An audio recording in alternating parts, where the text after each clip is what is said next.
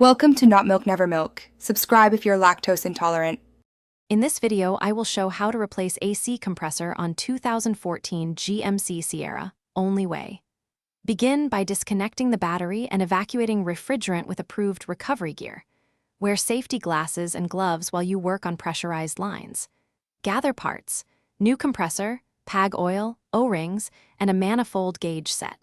Keep clean rags handy to avoid contamination of the system. Follow torque specs and double-check electrical connections. Start by recovering refrigerant and removing the serpentine belt using the tensioner tool.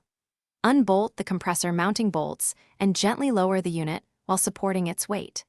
Cap the open ports immediately to prevent contamination and replace O-rings on the lines with new ones lubricated with PAG oil.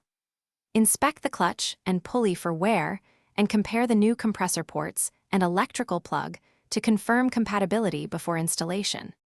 Mount the new compressor and tighten bolts to specified torque values, reconnecting hoses and the electrical connector.